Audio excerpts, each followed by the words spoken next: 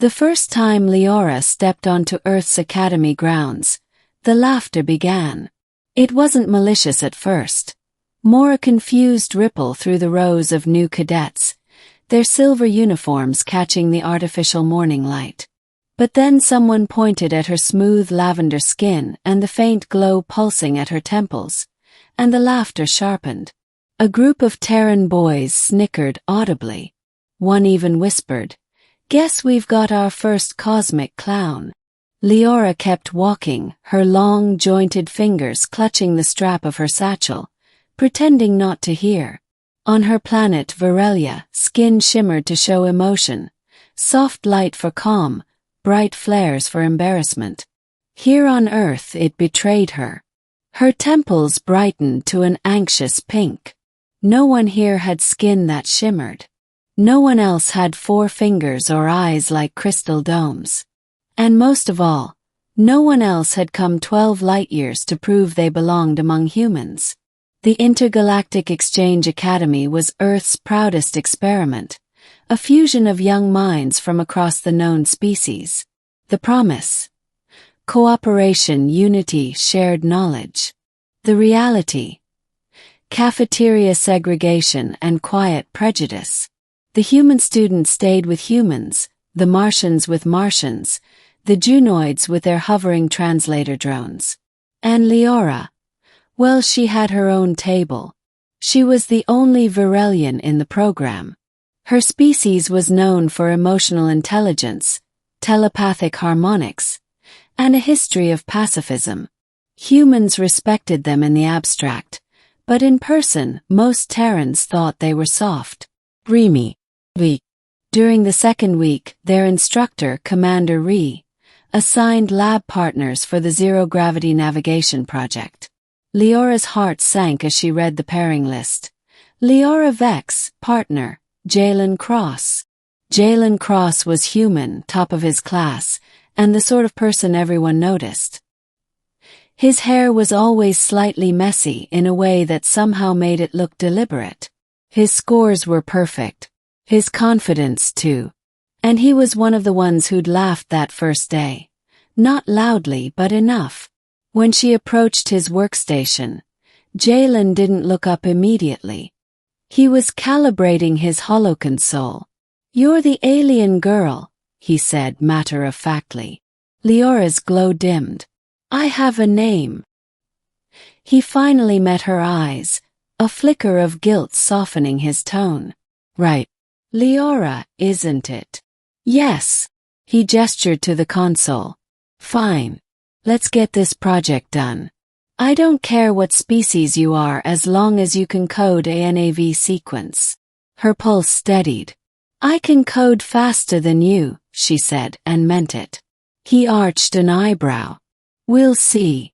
Over the next few weeks, something unexpected happened. The laughter faded, not because people had changed, but because Lyra and Jalen kept outperforming everyone else.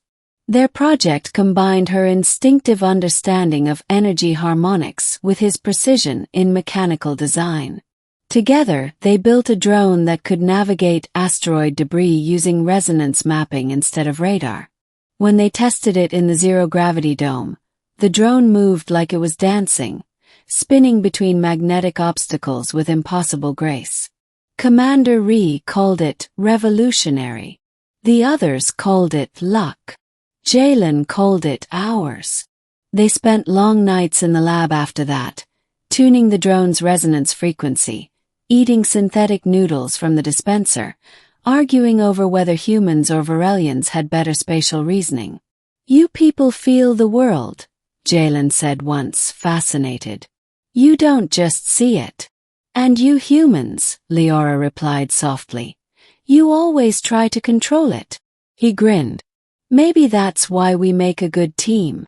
Still, not everyone was pleased.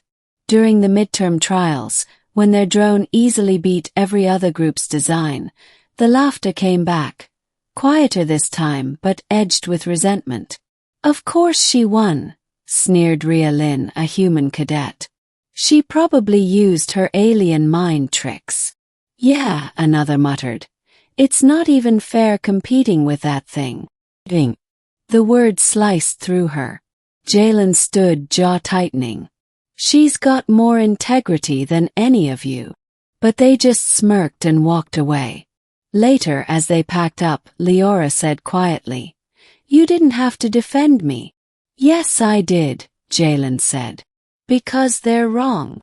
The Alliance Showcase approached, the Academy's biggest event, where students demonstrated projects before Earth's High Command and interstellar delegates. The top team would receive a full research grant and the chance to represent their species in the Galactic Youth Council. For Lyra, it was more than an award. It was a chance to show her world and Earth that she belonged. They worked tirelessly, fine-tuning every variable. On the eve of the showcase, Lyra noticed something strange in the drone's neural net, a subtle interference pattern, not from her or Jalen's input. It was sabotage. She traced it to Ria's system tag. She corrupted the calibration, Lyra realized, voice trembling. "If we launch this tomorrow, it'll overload." Jalen slammed his fist on the table. "Unbelievable." He stayed up all night with her repairing the damage. When the sun rose over the Academy dome, they were exhausted but ready. At the showcase, hundreds watched as drones from across the galaxy performed, spinning, darting, weaving through simulated asteroid fields. When their turn came, the crowd went quiet. Lyra felt the hum of the energy core under her palms. Her fingers brushed the activation rune. Jalen nodded. The drone lifted, not with a mechanical whir, but a melodic tone, resonant and alive. It soared, twisting through the obstacles like a creature that understood beauty. The room shimmered with reflected light. When it landed, the crowd erupted in applause. Even Ria couldn't look away. High Command awarded them first place, not just for innovation, but for harmonic integration between human and alien technology. For the first time since arriving, Lyra's glow pulsed bright gold, the color of joy. That night, after the ceremony, they stood outside beneath the artificial stars of the Academy's sky dome. Jalen turned to her. "You know," he said softly, "when you first walked in here, everyone laughed.